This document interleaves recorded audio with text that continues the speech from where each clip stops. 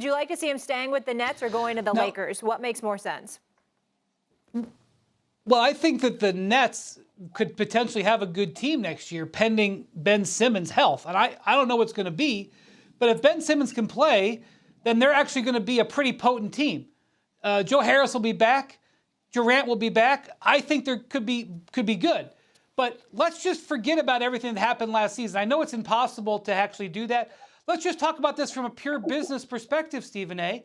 If you were the lead negotiator for the Brooklyn Nets and you heard Kyrie Irving on the last day of the season say, I'm not going anywhere else, I'm going to be back here, you knew that you weren't going to have any other bidders. Then you looked out at the market and said, well, who's actually got salary cap space? San Antonio Spurs. Is he going there? I don't see that. I don't see the Spurs wanting him. Is he going to the Orlando Magic? No. I don't see that. I don't see the Magic wanting him. Is he going to the Detroit Pistons? No. They just drafted Cade Cunningham, and they may have Jaden Ivey if things fall the right way tonight. So you're sitting out there saying, the guy says he wants to be back with us. There's nobody else out there who's going to sign him. The only way he can get out of here is a trade. Well, that means I have control if I'm the Nets. I can control. And then you say, well, what if he wants to go to the Lakers or the Clippers?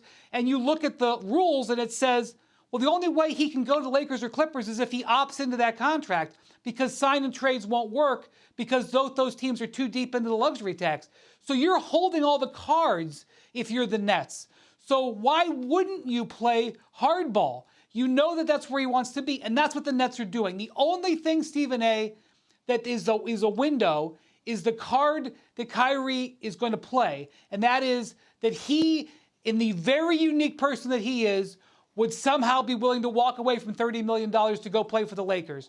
And the Lakers can't dismiss it. They are in such a bind with the ability to improve their roster. They should jump at it. They would have to entertain it. They would have to entertain it. So that's the only sliver. Go ahead, Eminem. Oh, boy. Well, good morning, Kings and Queen Molly. Good morning. Good morning. Good morning. Good morning. I missed you, Monica. Well, by that, I'm not joking. Too, I mean that. You of are course, queen. of course. Well, go. Listen, this is interesting, and I may be in the I may be in the minority here. Okay. I believe Kyrie when he says he's not going to leave KD. Now, to the question, in terms of being better off, I think it's sort of a wash. Both organizations would have tremendous question marks, whether you talk about Ben Simmons or Coach Harvin coming over in the Lakers situation or Anthony Davis's health for the Lakers. So in terms of the basketball, of just the rosters, either situation has some question marks. What you do have in Brooklyn is 7, as he pointed out. Kevin Durant, who still was on track to be MVP prior to dealing with some injuries. Your boy that you cooked up this entire scheme with to come to Brooklyn. I think Joe Harris coming back is a big deal when you look at that roster. This is a team to me that if they can get right, let's not have bad memories. Remember the stretch of the season when Kyrie first got on the court and was only playing half games and we were enamored? How is he able to maintain his basketball rhythm? He's just that good. And Stephen A., I know he frustrates you, but he indeed remains box office, right? And so we saw a glimpse of what this team could be if he is willing to put this team first and put in the required time on the court. All right, let me get in here because see, this is the kind of stuff that makes me go, no. I don't want to see no highlights, no more highlights. Put Monica and Wendy on the screen. No highlights. See, this is the part that annoys the living hell out of me. Okay. Kyrie is box office. That's why I'm frustrated. I'm not frustrated because I dislike Kyrie. I don't give a damn. I don't lose no sleep over Kyrie.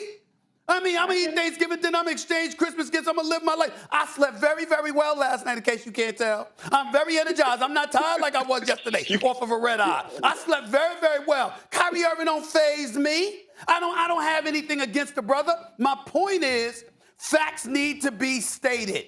The man wants to do what he wants to do. Hold on, Eminem, because this is important. I got you. And you understand all of this.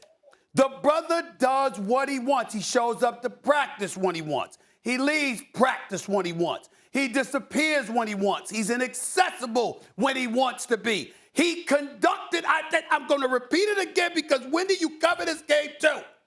The man takes the team after they finish practicing, Eminem, After Steve Nash has conducted a practice, Kyrie Irving was taking dudes and bringing them on the basketball court to conduct his own practices. Do you understand the level of disrespect? And then on top of it all, for all of that to happen, here we are, we talking principle, right? KD, my man, I can never see myself leaving him. You ain't thinking about how you left him hanging.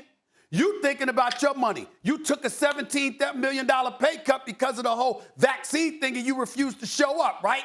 But you were banking on getting $250 million this coming summer. That's why you wasn't fazed by it. And now, after you've missed 60% of your games, after you haven't been available, when you were healthy enough to go in the bubble and play, but when they told you couldn't play, that's when you tried to discourage other people from playing. When you sat up there after a 10-month hiatus and come back for 2 weeks, and then you need to take a break because of the riots at the U.S. Capitol. Last year, because of the mandate, on top of all the perks that you just took advantage of and completely exploited, you are actually sitting here and you are so appalled that nobody would want to get, the Brooklyn Nets wouldn't want to guarantee you $250 million because they're afraid you're not going to show up to work, that you are literally sitting there and threatening them.